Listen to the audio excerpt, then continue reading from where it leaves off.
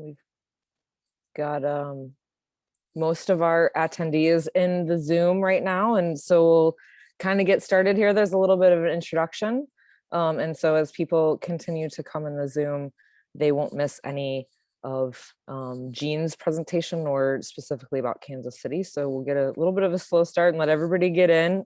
Some folks just heard we're trying to stream live to Facebook as well. And so we might get more folks that we're going to join on Facebook but are coming into the Zoom. So welcome everyone. Thank you so much for coming to our presentation about BirdSafe Missouri. So right now, basically the BirdSafe program in Missouri consists of the two locations that you're going to hear about this evening, which are Kansas City and St. Louis.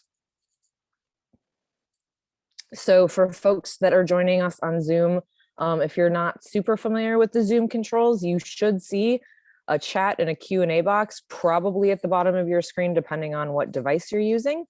And you can go ahead and you can put comments or questions, or if you have any technical difficulties, into the chat. You can choose to chat with panelists or with panelists and attendees. And then feel free to put questions in the Q&A box and we will get to your questions at the end of the presentation. And just so you know, this is set up as a Zoom webinar. So us panelists and your fellow attendees, they cannot see or hear you. You all can only see and hear us, so you don't have to worry about that. And if we do end up on Facebook, please just use the comments in Facebook. And Don, if you can hear me, hopefully we are recording as well. Oh, hang on one second there. I'll get that taken care of. Thanks. Yeah, it is recording. Thanks. Thank you. Okay, so presenting tonight is Jean Favara. I'm really pleased to be able to do a presentation with Jean. A little bit of background on her. She graduated from the University of Mary Washington in Virginia with a Bachelor's of Science in Biology. After moving to the St. Louis area with her husband, Bernie, Jean worked in the pharmaceutical research industry for 14 years and received her master's in biology from Washington University. Her love of the outdoors and birds led her to pursue further employment and volunteer opportunities, including internships with the Fish and Wildlife Service, avian survey technicians with the Fish and Wildlife Service and the Missouri River Bird Observatory, a lot of bird banding with World Bird Sanctuary, Missouri Ozark Forest Ecosystem Project crew leader, and conservation manager for the Audubon Center, Riverlands. Her fieldwork has focused on birds in wetlands and bottomland forests. Currently, Jean focuses on her volunteer role with St. Louis Audubon Society as Vice President of Conservation, and she leads the BirdSafe St. Louis project that we're going to hear about tonight. So my name is Dana Ripper.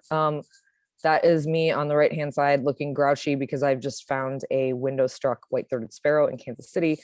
My husband Ethan and I co-founded the Missouri River Bird Observatory in 2010. And I was one of the spearheaders of BirdSafe Kansas City, and we'll talk a little bit more about that later. So to get into the problem of birds striking windows, and that as a major cause of mortality in North America. So the graph that I just pulled up here, what you are seeing are direct causes of mortality in our birds. It excludes, as it says in the middle there, excludes habitat loss. It excludes indirect sources of bird population decline, such as insect prey population declines, for example. So these are just direct causes of mortalities. Individual birds die because of these things. So you can see that outdoor feral and outdoor cats are by far the largest, and that is something that a lot of us work on as well. But you can see that collisions with windows are the second biggest driver of bird declines. And you can see it going down there: cars, power lines, communication towers, etc., all the way down. So this is an average, and I'll show you sort of the resource where these data came from originally. So approximately 600 million birds are killed annually by building collisions. And so you can see here how this kind of breaks down in terms of low rises, residential situations, and then high rises. So we often hear a lot about high rises. We're going to talk a little bit about that today. It's less than 1% overall because they're, collectively far less high-rise buildings than either low rises or residences in North America, of course. but their birds per building mortality rate is highest on those high rises. And I really encourage people, if you're interested in this topic, to look up Scott Loss in his lab. These data are from a 2014 paper, but this lab has published a number of different papers on direct causes of bird mortality. And they provide a really good dive into all of these data. So one thing that occurs that contributes to this problem is the artificial light at night that surrounds, all of our human habitations. And that causes migrating birds to become disoriented. So most of our bird species migrate at night, not all of them, but most of them. And so you can imagine that for, hundreds of thousands of years, millions of years, these birds migrated, and all of a sudden, the last like 200 or so years, there's all of this and ever increasing artificial light at night. And so it really disorients them as they're navigating through their migration pathways. And then we're going to show several examples of this, but window reflectivity or transparency can cause birds to think that they can reach the other side and strike themselves on the window, causing serious injury or mortality. So a little bit about migration. And again, one of the contributors to the bird strikes that we're going to be talking about is that a lot of our migrants are doing their migration at night. There's many different maps online about the major migration pathways in the Western Hemisphere. They're not really by state boundaries, of course, those are our political boundaries, but you can see they follow kind of major landforms, major rivers, mountain ranges, etc.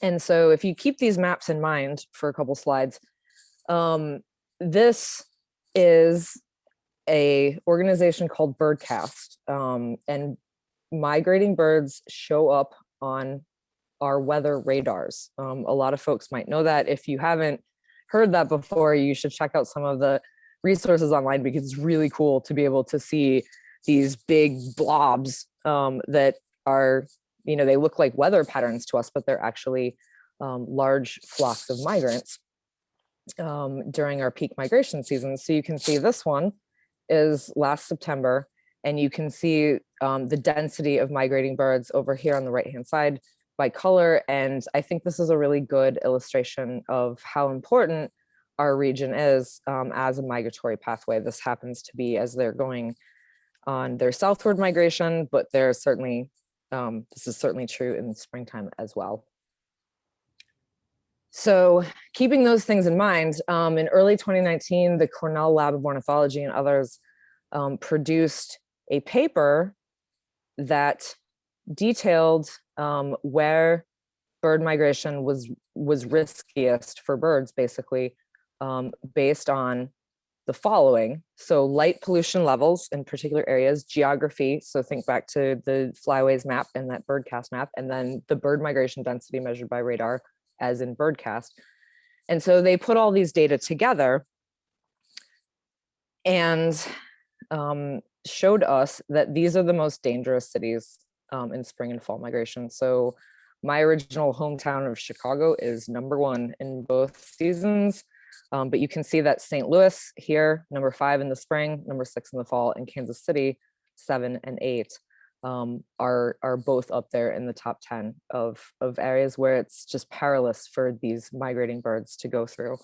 And so you saw that original graph where it had cats and windows, and I mentioned that that wasn't, those were direct causes of mortality, not indirect. So our migratory birds they're facing so incredibly many challenges. And I'm sure a lot of folks on here have heard about the declining populations of birds.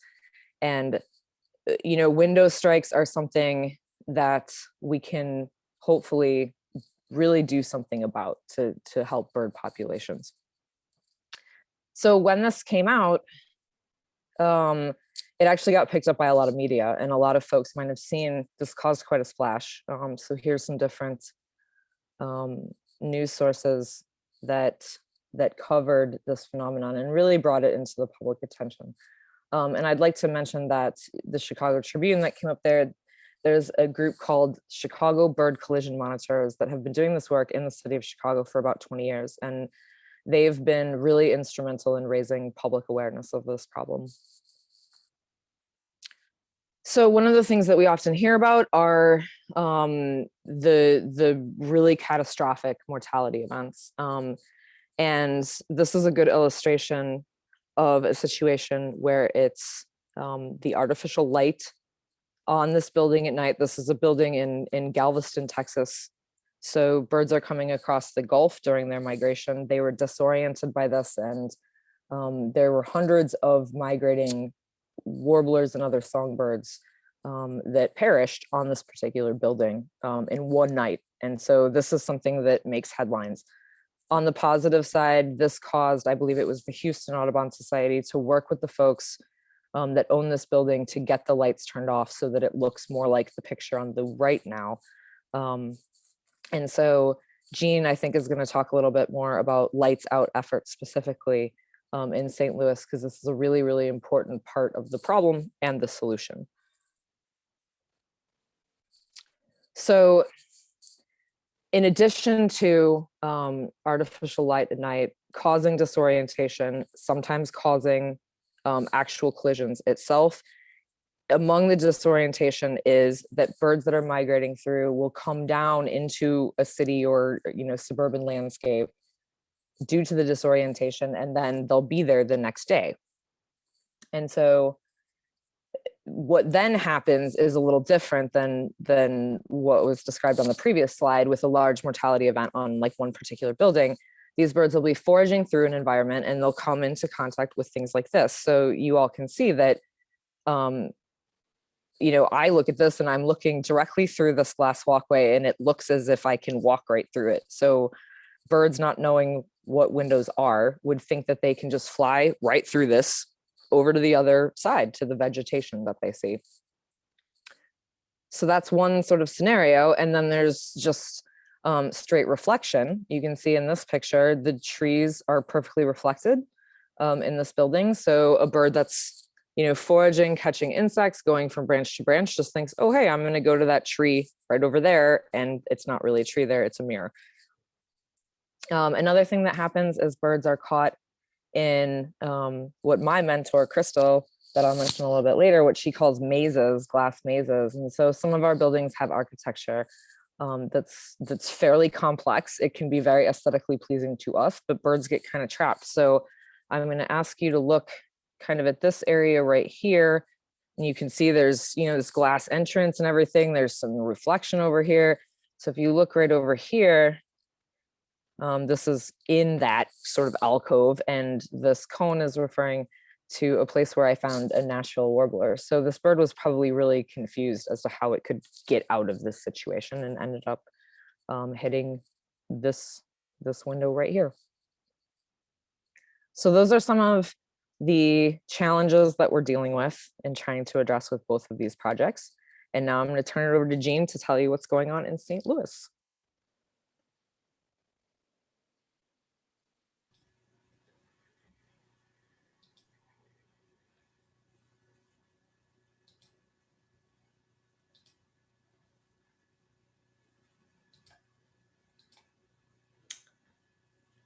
Okay, can you hear me, Dana? It looks great, and I can hear you. Great. Thank you, Dana, for your introduction to bird migration and talking a little bit about how light and glass can impact their ability to migrate safely. I'm going to start my talk just talking a little bit about St. Louis Audubon Society. We are a society that was first established in 1915, and we are actually the first local chapter for Audubon societies in the US. We have roughly a little over 3,000 members in the St. Louis metropolitan region, and that region does include both areas of Missouri and Illinois. And our mission is to create a community connection to share nature through education and conservation. Right now, we have two staff, Mitch Leachman, who's our program manager, and Amy Weeks, who's director of operations. And our board president is currently Dennis Martin. And as Dana has already told you, I'm Jean Favara and vice president of conservation for St. Louis Audubon Society.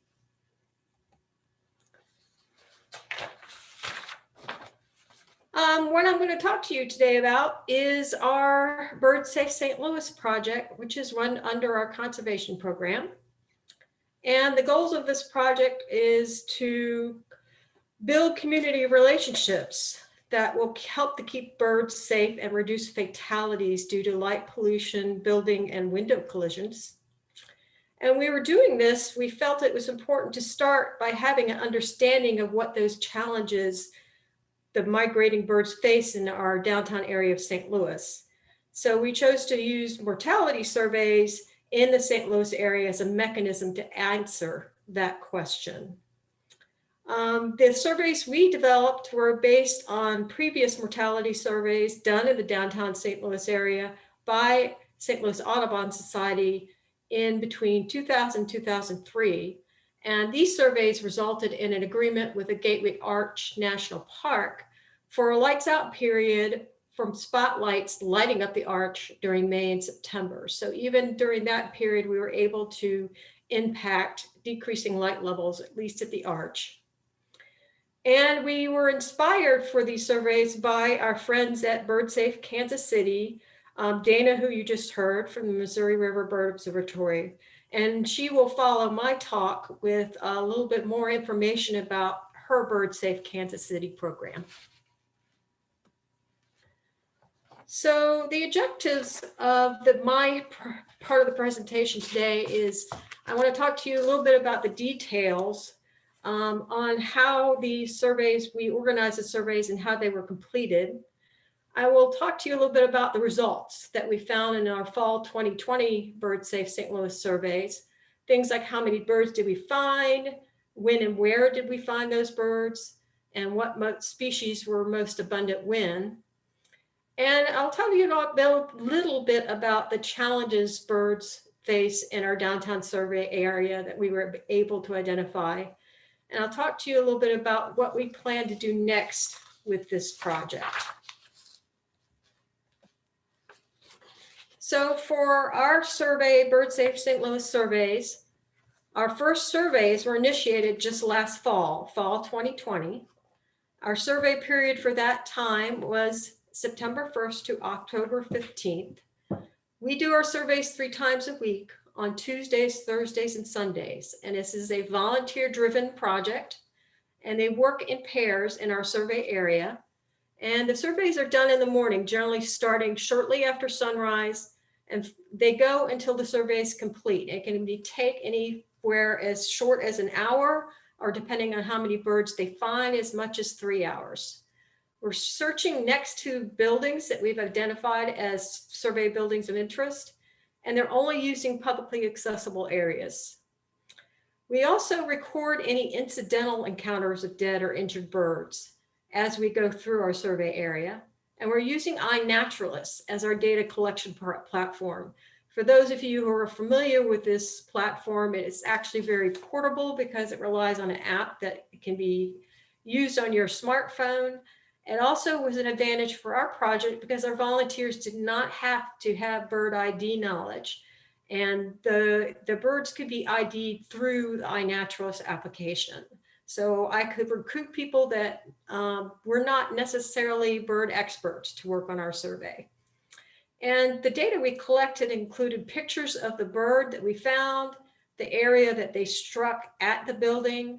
We ID'd the species of the bird. We recorded the building name and the side of the building, what side the bird struck. And where did we do these surveys? We did these surveys in a downtown area of St. Louis. And we chose the same area that was surveyed in 2000 to 2003 by us. And we wanted to do that to add to our current data set, our past data set. But we also drove through the downtown area, and we chose buildings with a large amount of glass or had areas of glass mixed with vegetation and parks. We then split our 2 survey area into West survey area and East survey area. And you can see by looking at this map, we had roughly an 8x8 block survey area. Our north boundary was Washington Avenue. Our west boundary was Tucker Road Boulevard. Our south boundary was, oh, excuse me, I'm Walnut, and our east boundary was, let's see, that is Broadway Avenue. So that encompasses our survey area. And as I told you, we had a west survey area and an east survey area, and the red line on this map shows the split of the survey area. The buildings done in blue were the buildings that we chose to focus on for our surveys. And we had 19 buildings for our survey. Now I'd like to spend a little time with you talking about data, a few data slides. This slide shows the total number of birds we found throughout our survey period. Again, we surveyed from 9/1 all the way through 10/15. Again, I'll remind you that our surveys were done on Sundays, Tuesdays, and Thursdays. The x-axis on this slide just shows you the date for the survey, and the y-axis and the bars tell you how many birds were found on a given survey date. I just want to point out that we did find a wide variety of number of birds. We had days where we literally had only one bird during our entire survey area on 9/24. And then we had some peaks such as 9/20 here, where we had 23 birds found. The red stars are just a reminder to you that these days were Sunday survey days, and these were preceded by 3-night intervals before the survey.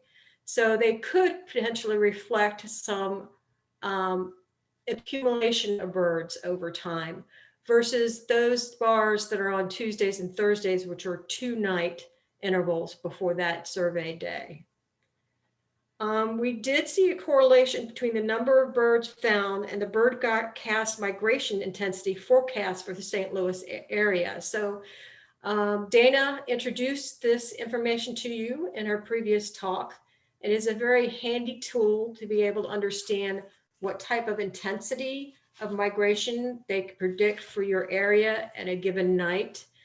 And you can see, for example, that we discovered 22 birds on 10/13, and that night before was forecasted by Birdcast as a high migration intensity night on 10/12. So again, that shows a correlation between the intensity of migration predicted and the amount of birds that we found the next day. I do want to mention that we think that our bird numbers are likely an undercount of the actual mortality incidence for birds in our survey area. And I'll describe those reasons later in my presentation. This is another data slide that I want to spend a little time with you on. And this slide shows the total bird strikes for 19 buildings surveyed during our survey period. We did have a mix of state, for example, the Wainwright State Office Building, and federal buildings. The Thomas Eagleton Courthouse is a federal building, and a city building, City Justice Center. However, the majority of our buildings here are privately owned. The privately owned buildings have been left unidentified. This allows us to see the landscape of challenges the birds face in the downtown St. Louis, while still ensuring positive collaborations with these businesses can be fostered as we work to build the relationships to make birds safer here. There are 4 buildings. These buildings are D, G, J, and Q that account for 131 of our 235 total observations, which is around 56% of the observations that we discovered. When you add another 3 buildings, B, building O, and building S, so building B, building O, and building S, that brings it up to a total of 131 observations, a total of 178 observations, and that actually brings us up to 76% of our total.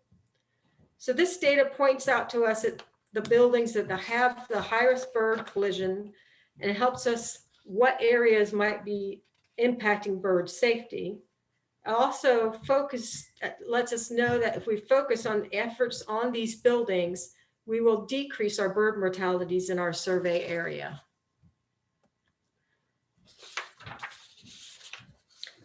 This next slides, I'm going to show pictures of the buildings with the most strikes.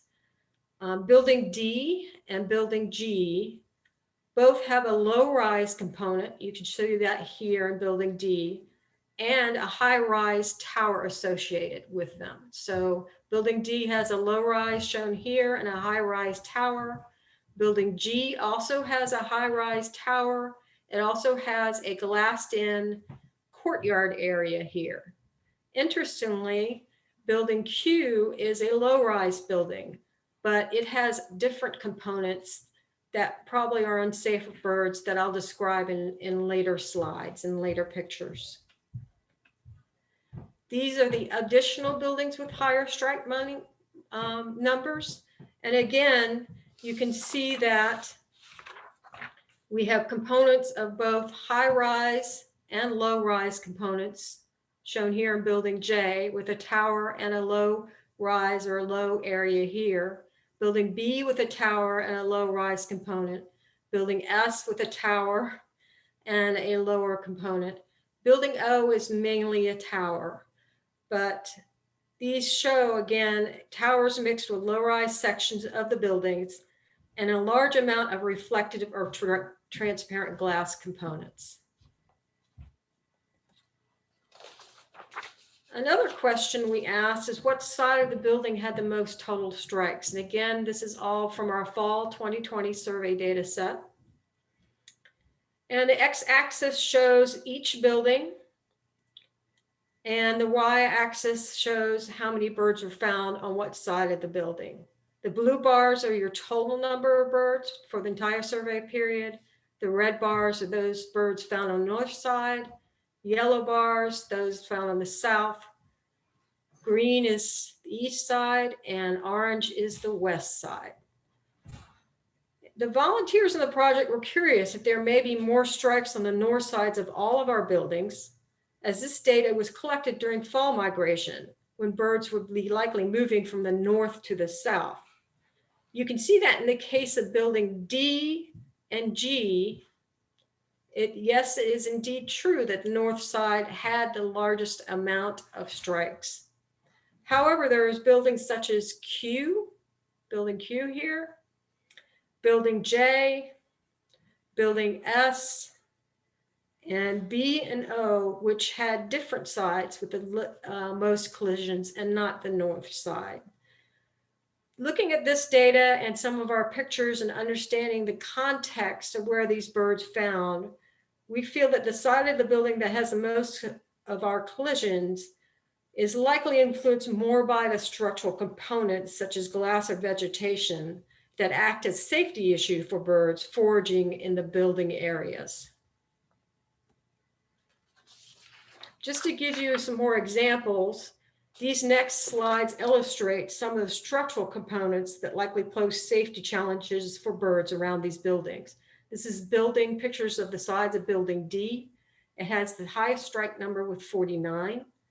You can see that the south side and the north side have our highest strike numbers on that building. You can see that the south side has a large glass component on it and includes a glass or reflective bridge. And the north side has a lot of glass, and in addition to that, has vegetation planted near the reflected or transparent glass, also shown here. The west side, interestingly, does have glass, and it does have an open park area with trees, but we didn't have many strikes there. There were only 2.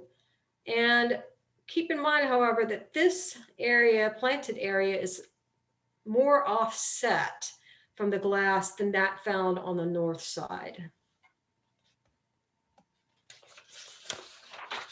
Looking at Building Q, which had our second highest strike number, got ahead of myself, with 34 strikes, you again see a large amount of reflective or transparent glass. This is a low-rise building. It does not have a high-rise component. The sides with the most strikes were the north side and the west side. These sides actually are very similar in that they are an upper deck of glass, which is over a courtyard area with lots of glass. So both of these sides have an upper deck glass with a courtyard area with glass also.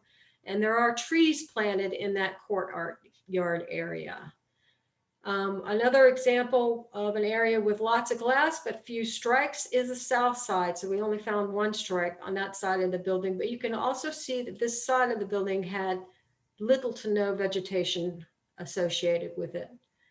This contrasts to the east side of the building, which has both the glass component and a fenced-in courtyard area. And that fence is covered, it's hard to see in this picture, but it's covered with vines. And planted next to this building is a series of trees. And we did find 4 birds on that side of the building. So our high strike areas demonstrate several common themes. They demonstrate large amount of reflective or transparent glass. They often demonstrate vegetation planted near the reflected or transparent glass.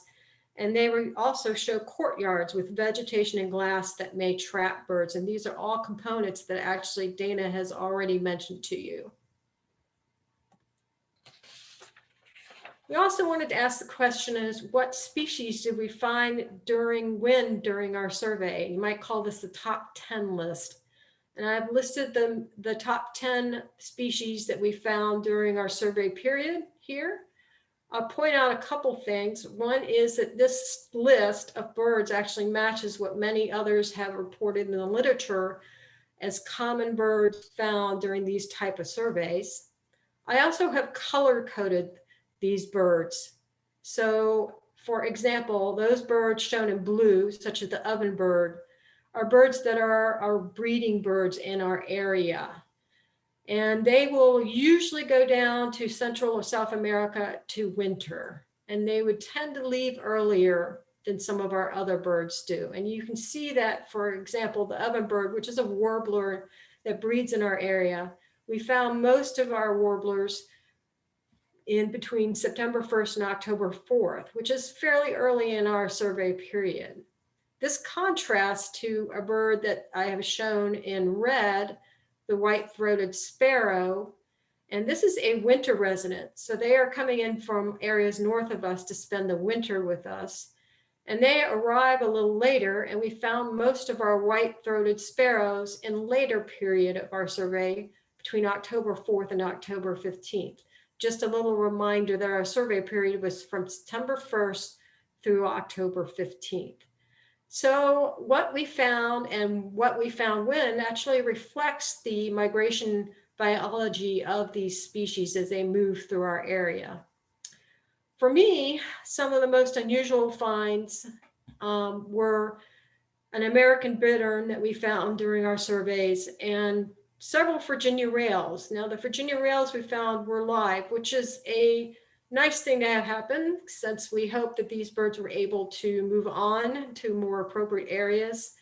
But having done marsh bird surveys, marsh birds tend to be very difficult to see, and you only know they're there by listening to them call or sing.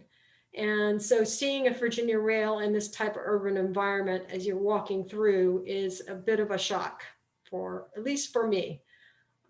So that gives you an idea of the types of birds we found and when we found those birds in our survey period. So I'd like to end my portion of this presentation talking just a little bit about the summary of some of the data I've talked to you about. We had a total of 235 observations.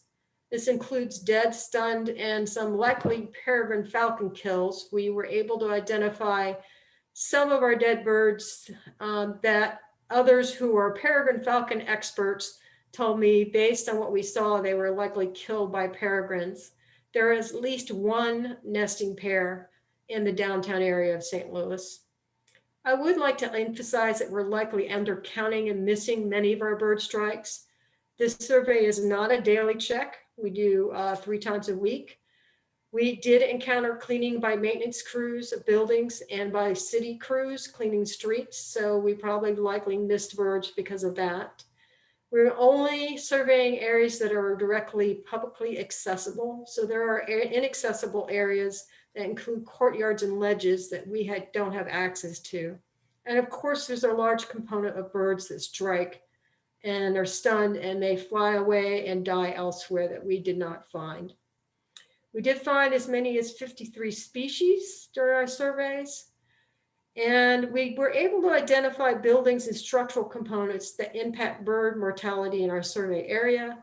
And I really need to give a shout out to our volunteers who gave over 136 hours, and our surveys were certainly not possible without them. What will you do next with this project?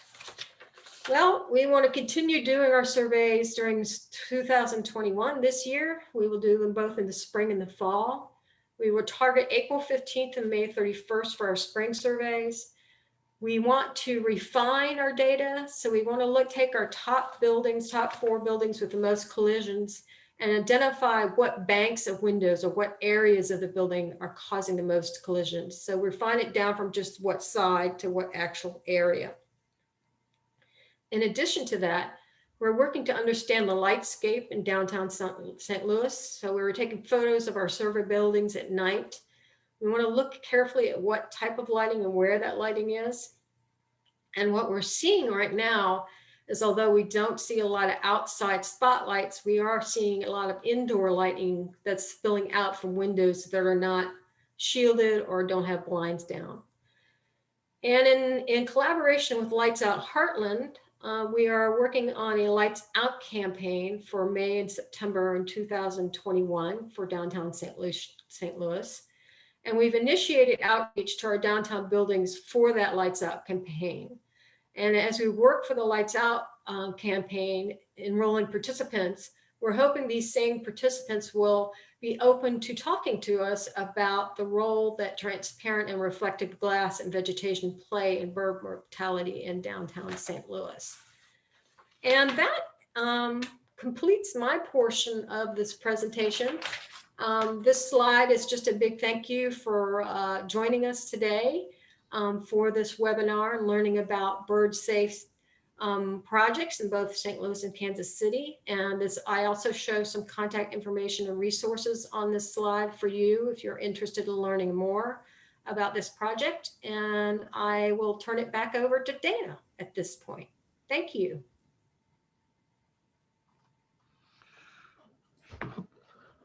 All right, looks like we got a few questions here, Dana. If you want me to read a few off for you. Let's wait till the very end, Don. Okay, I'm sorry. If that's okay, but Yeah. I did see them too, and actually, I'm going to take this opportunity quickly to introduce you. So our moderator here is Don. He's from the International Dark Sky Association Missouri chapter, and is also one of the, if not the founder of Lights Out Heartland that we'll mention really briefly. So I saw those questions. Some of them I think I'll address in the last part of my presentation, but then there's others that we'll definitely get to. Awesome, thanks. Thank you.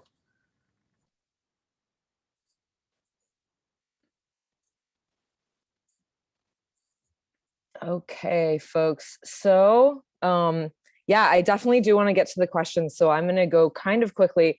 One of the things that I hope that everyone that's watching will kind of see are the similarities and differences between BirdSafe Kansas City and BirdSafe St. Louis. And I really love hearing from Jean and talking to her, even when we're not on presentations, because it always helps me improve the BirdSafe Kansas City project as well. So BirdSafeKC is a cooperative project between the director of the Zero Waste Program, Crystal Anton, that I mentioned before at Johnson County Community College Center for Sustainability, my organization, the Missouri River Bird Observatory, and Burroughs Audubon Society of Greater Kansas City. I also put the Missouri Master Naturalists on here. They don't coordinate the project, but I would say the majority of our volunteers, not all, but most, are from the Osage Trails chapter there in Kansas City. So a big thanks to them. Okay, so basic goals of the BirdSafeKC program, obviously collect data that show the scope of the problem. I've sort of highlighted this one because I'll get into it a little bit more, and Jean talked about sort of their methodology for going about this in St. Louis, but identifying the most problematic buildings and the most problematic portions of buildings. And then approach building managers with voluntary strategies. So the two of those are very much related. So if a solution is, or one of the solutions is, lights out, that can be relatively easily done, and it will save the building owner or manager money in the long run, right? But if it's a problem, as illustrated quite well with some of the photos that Jean just showed, if there are buildings that birds are hitting due to the configuration and the vegetation, we want to see which windows specifically are problematic, because the window treatments can be fairly expensive, right? So we don't want to go to someone and say, hey, can you please treat your entire building with, tape or a copium bird savers or something. I'll show you all pictures. We want to be very specific in our mitigation efforts. And so here's sort of an example of that. This is from Johnson County Community College, where Crystal Anton designed and has implemented a really well done bird strike project over the last 3 years. And you can see the numbers that are on those windows are exact numbers of carcasses that were found of birds that struck those windows. So you can see that there's a very wide range of numbers. And you can see how the percentages break out over here on the left-hand side.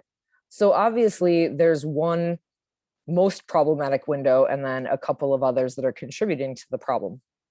And, if you're looking at this, you can see that it is likely that this particular tree is probably perfectly reflected in that window that had 11 strikes, depending on the time of day or the season. It might be reflected there, but they had 0 over here.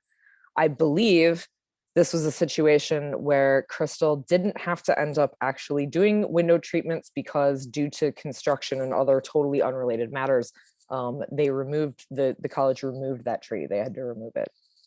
And the strikes were reduced because the reflection was gone. So our survey methods, we have a bit of a longer season in spring and fall migration that you can see here, although we do ask that our volunteers focus and do as many surveys as possible during the seasons that Jean described. So very particularly the height of migration in late April and May, and then September into October. So speaking of methodology, during our first year, we were going on a lot of anecdotal information from a lot of bird watchers, nature lovers, colleagues in the Kansas City area that had told me, folks at Burroughs Audubon, gosh, I'm finding a lot of dead birds at these places. And so we took that information, and volunteers were able to choose their own buildings or sort of make up their own routes during our first year. We did then and do now ask our volunteers to conduct searches as often as is feasible for them. And to get at that question of which windows are causing the most damage, we asked them to illustrate that using pictures in iNaturalist and sort of ID those numbers if possible. And I'll talk just a little bit more about that and how that has become more rigorous over the last couple of years. And then spring, we were pretty derailed right before we were going to start. The stay-at-home order came down in Kansas City and the surrounding counties. So in a few cases, volunteers and coordinators of the projects were able to do a few surveys like right by their places of work or their residences, but we certainly weren't asking volunteers to go out and travel around and do survey routes during the stay-at-home order. So we do have some data, but not extensive. And then in fall 2020, we went back to a full season, and the buildings and routes were decided on based on the results from the previous year. So these are our sites as of fall 2020 and going into 2021. You can see that there's a pretty wide geographic range. So we're talking Kansas City metro area, not just KC. It's specific locations such as downtown. We do have a couple of downtown routes, Crown Center, if folks know that. And then I just wanted to point out there's about 10 long urban miles between the center here of town and then our farthest south sites. And this is about 18 miles out to the suburb of Blue Springs. So pretty wide ranging geography here. As Jean mentioned, we also use iNaturalist for our surveyors to enter data. So the desktop version looks like this.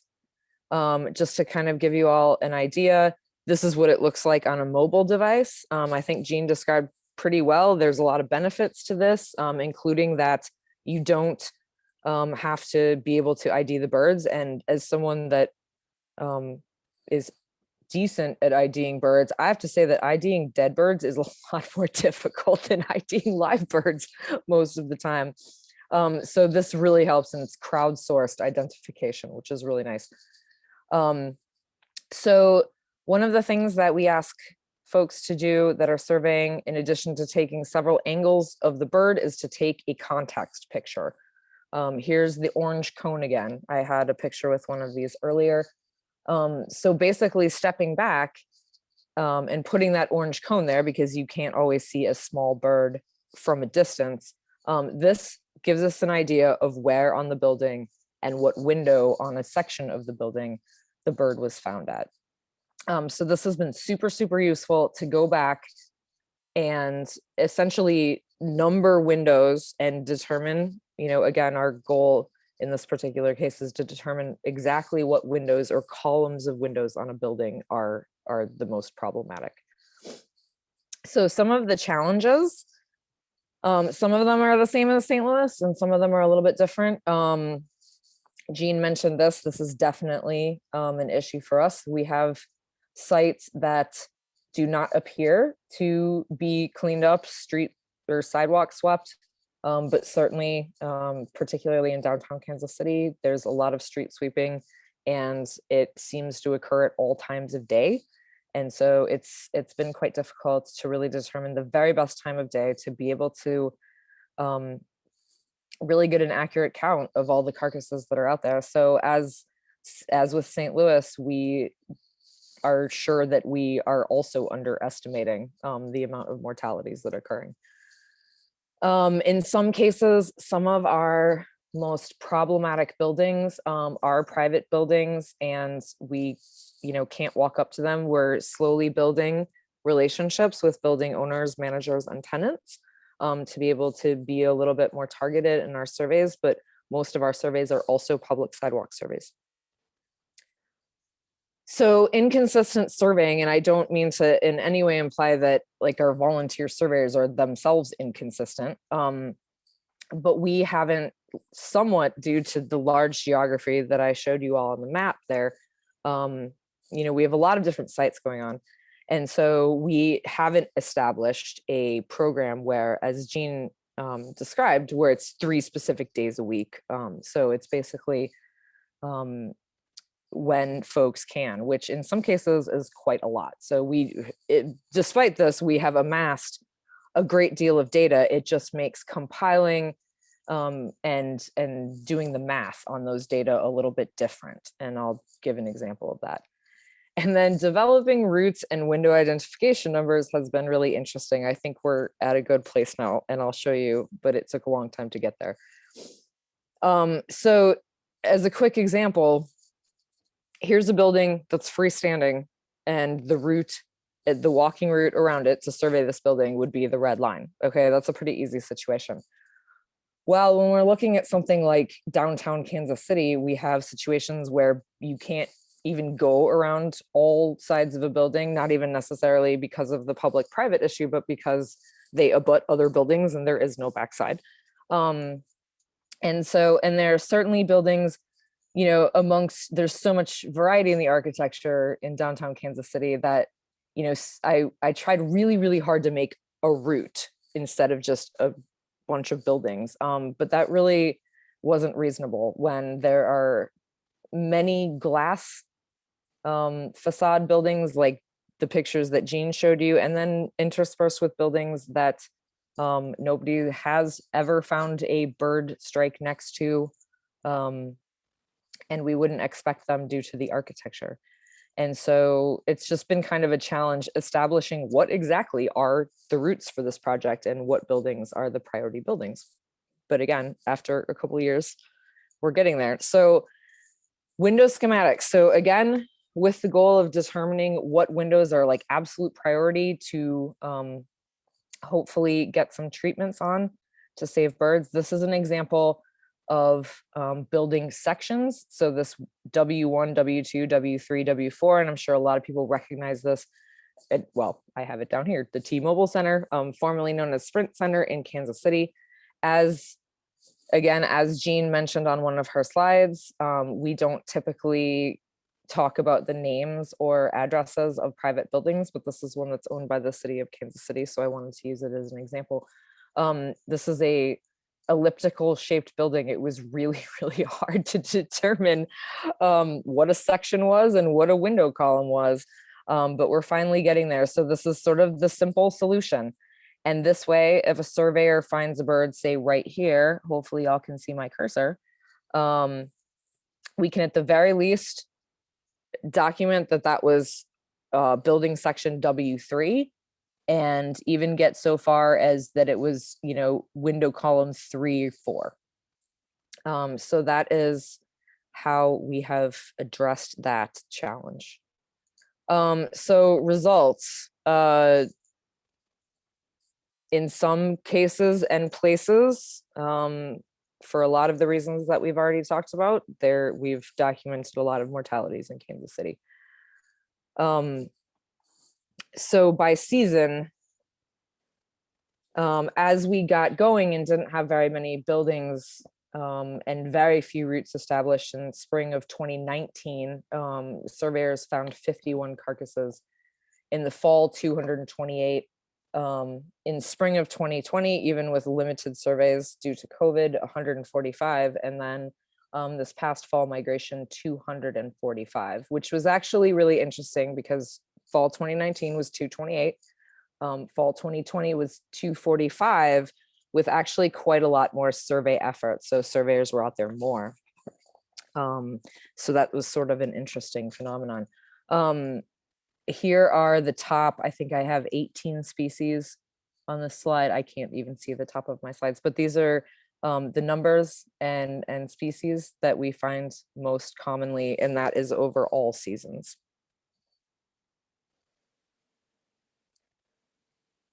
And here, I know this is super busy. This is directly, it's a table that I directly excerpted from the report, but I wanted to show you, you know, here's our problematic windows and sections. But to focus on, our buildings get different numbers of visits. And so Jean showed you how she had, you know, built this building that had 47 strikes and this building that had like 28. Those are directly comparable because she has exactly the same number of surveys on all her buildings, right? So in our case, it varies, but that can be dealt with in this way by basically what I did is divided the number of total carcasses by the number of visits, and that's carcasses per survey right here. So you can see that there is a very wide variation. We have a couple buildings that it's like every time a surveyor went out, or almost every time, there would be at least one dead bird there. And our worst windows are in red. So that is going to hopefully guide our outreach to building managers. And so I mentioned this report. This is online.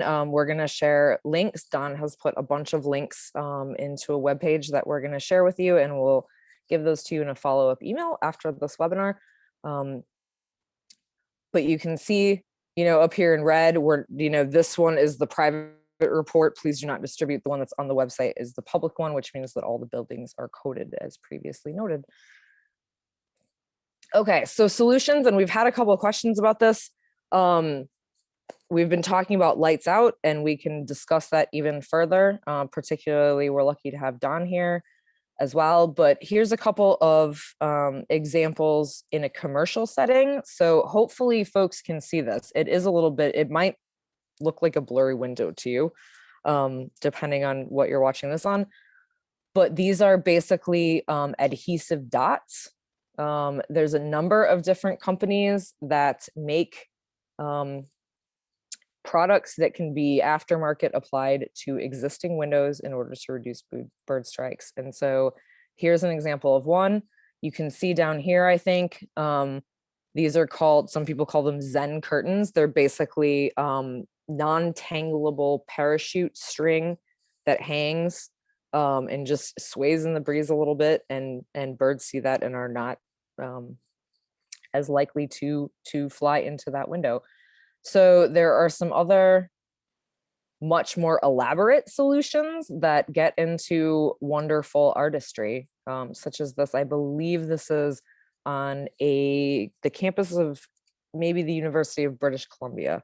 So there's a lot of things like that. And I note that, you know, in Kansas City, if anyone's familiar with Crown Center, there are now in some places like some advertisements and things for various companies on some of the links around Crown Center. And I have no idea. I don't think they did that due to birds striking them, but I'm not sure.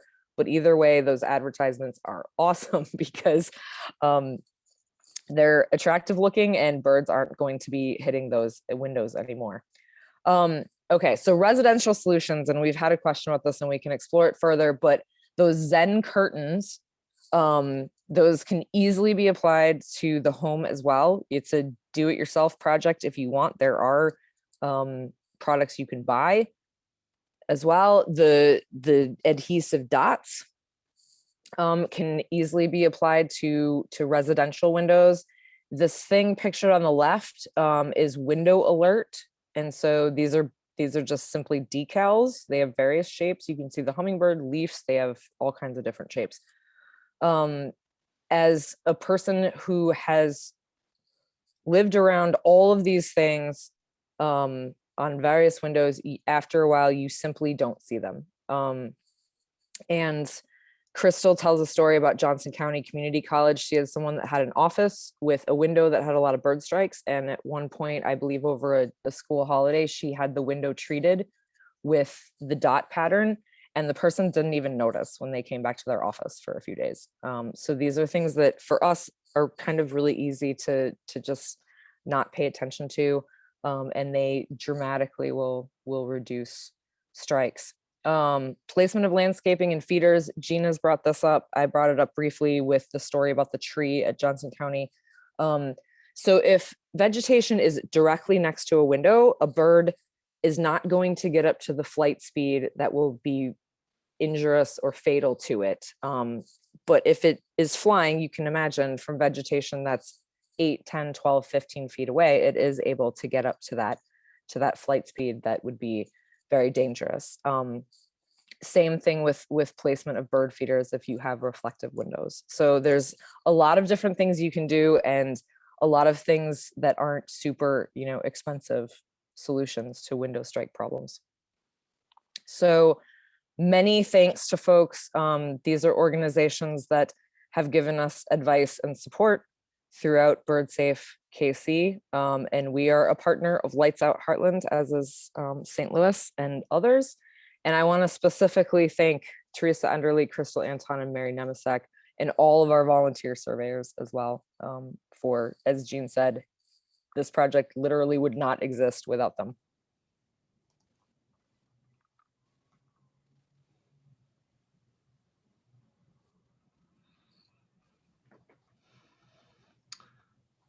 All right, looks like we have a couple of questions, Dana and Jean. One of the questions is that it appears that most birds migrate south through the Midwest, not many from the East Coast. And this person's actually calling from, lives in Virginia. I saw that question, Don, and that was in relation to the birdcast slide. And I really, really appreciate that question. And the answer is that I specifically chose that slide to show a big migration night in the Midwest. So thank you, Laura, for asking that question, because if you were to look at birdcast, if you took a random sample of birdcast or just sort of followed it often, you would see times there in Virginia where you had dense migration as well. So thank you for bringing that up, because I did not mean to imply that like everything came through here and nothing migrates down the East Coast. So we have another question about wind turbines. It says wind turbines were shown to cause only a small percentage of bird kills, but wind turbines like high rises aren't very common. Have there been any studies to determine the mortality per turbine?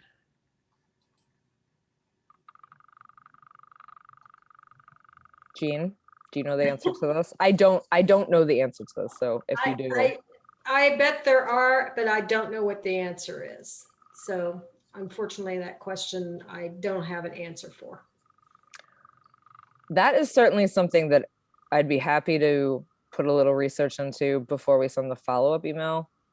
I agree that that information is probably out there. I would just comment that we always or often hear about the catastrophic situations where there are some wind farms that kill a lot of birds. Altamont Pass in California is like the most famous one, probably to do with raptors.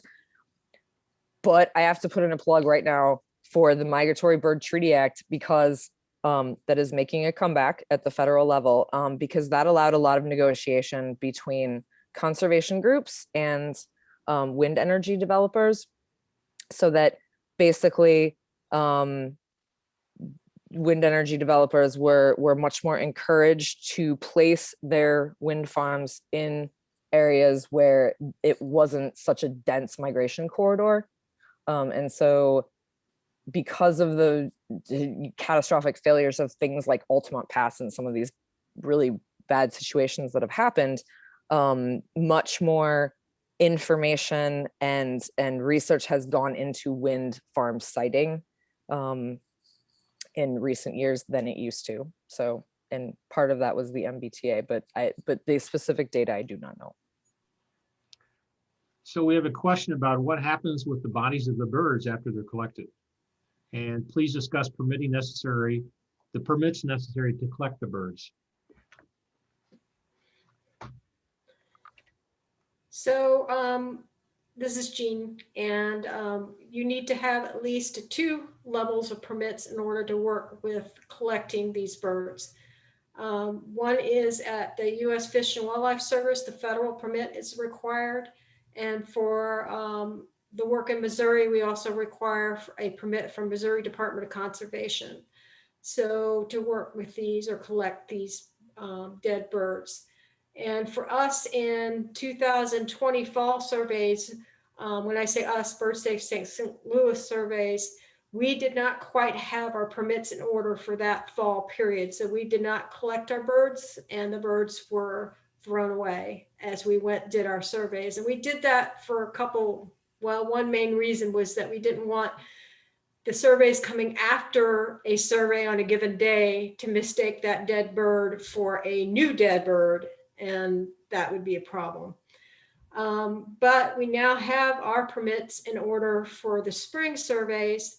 So we anticipate being able to collect our birds, and we do have at least 1 or 2 educational institutions that are interested in receiving those birds, where they will be mounted and be used for education purposes.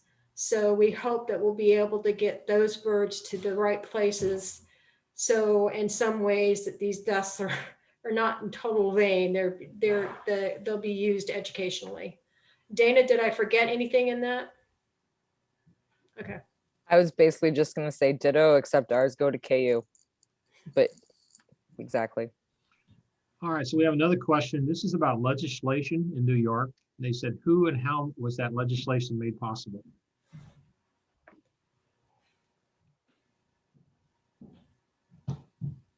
I'm sorry, I'm not sure which legislation they're referring to. Dana, do you know?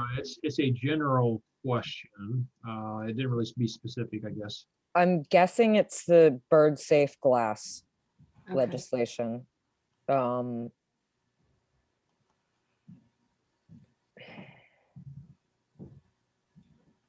I know what the attendee is asking, but I don't have a lot of specific details. I know that New York City Audubon was very much involved in that. The state level Audubon Office of National Audubon Society was very much involved in that. I'm sure there were other people involved as well. And it's essentially that new construction in, see, this is where I get fuzzy on details. It's either New York City itself, which would be an enormous deal alone, or the entire state of New York, that new construction has to incorporate bird safe glass. So architecturally certified bird safe glass that incorporates elements of not being as reflective and not being as transparent. It's an awesome deal because of the amount of construction that occurs in New York City and surrounds. So that means basically more manufactured bird safe glass is going to be available. And I'm sorry, I don't know the exact details of the bill. So we have a follow-up. It's on the turbines, and they're saying maybe put the word out to individuals that are now installing wind turbines and not on farms, and ask if they have any bird strike experiences that may be impacted.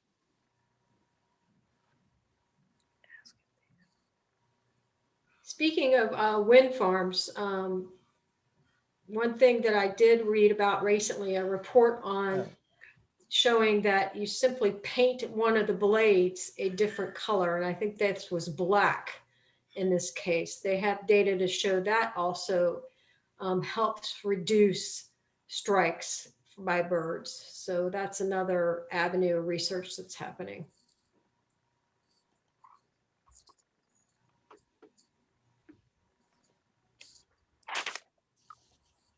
Well, I don't see any more questions right now. I'm not sure if you guys have any other things to talk about as far as questions. I don't. I'm just taking some notes on some of these things to be able to get more detail to add to our follow-up email to everyone that registered and everyone that has been here tonight. One person mentioned that they haven't found many dead birds around their house, but usually they're stunned and able to fly away. But she's twice seen squirrels attack a stunned bird on the porch. And this afternoon she saw a hawk swoop in and grab a stunned female cardinal.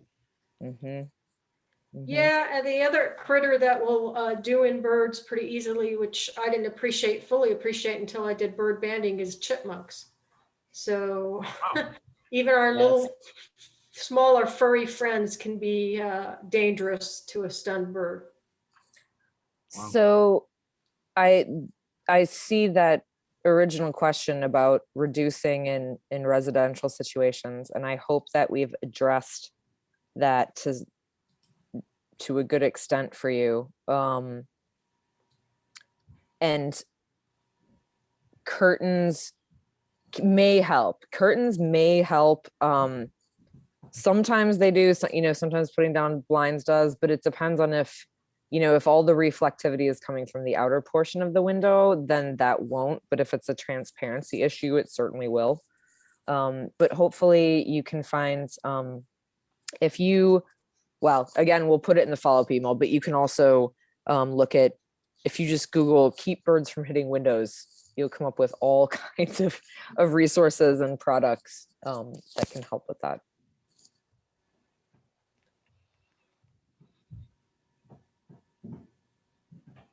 Oh, so Diane, who knows, put stunned bird in a box in a quiet place for 1 hour. This prevents the bird from being attacked by a cat or dog or anything else while recovering. So, and they, may or may not make it. I always like to think if a bird flies away that it will be fine, but their chances of survival are then kind of reduced. The other thing that I will note is that even when you have window treatments, if you have something like a Cooper's hawk, an accipiter, come through and startle birds off your feeders, there are times that birds, they're just so freaked out and disoriented by being hunted by an accipiter that they might hit your window despite your window treatments. I see one person's using clear beads hung on a compression rod, which is interesting. That's good. Yeah, that's good. Our friend Patrice says, don't wash your windows. Only wash them twice. That's I'm Yeah, look for that. I admit I use that strategy a lot. I think that could be a doctor prescription, couldn't it? Just, yeah, doctor made me do that. Yeah, that's good.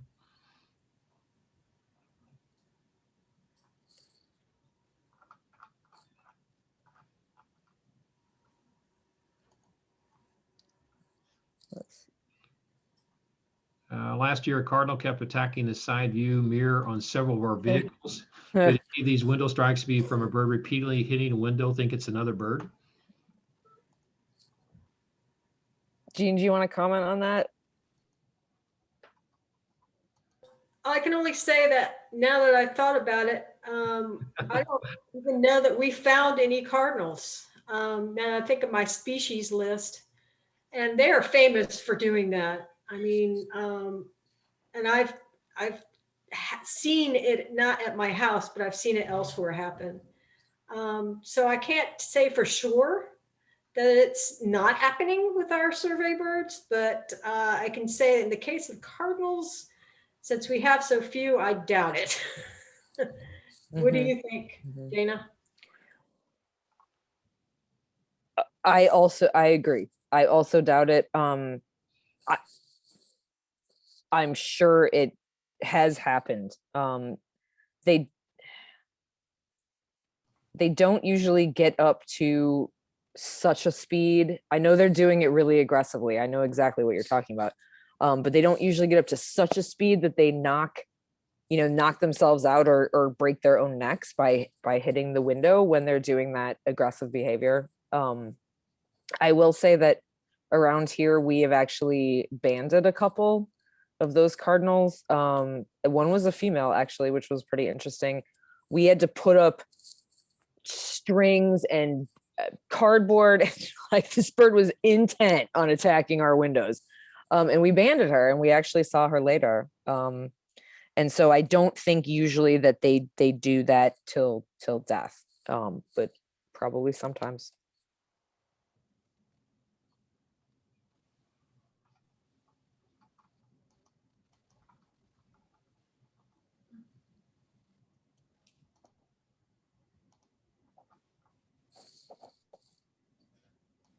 What do y'all think? We're a little over time, which I appreciate people sticking with us and asking questions. Do either of you have anything you want to add? I don't think so. It's very informative, at least from my perspective, being a non-bird person directly, I guess, other than just loving birds. All right. You guys did a great job. Thanks. Thank you both. Dana, thank you. Don. Good night, everybody. Good night. Take care.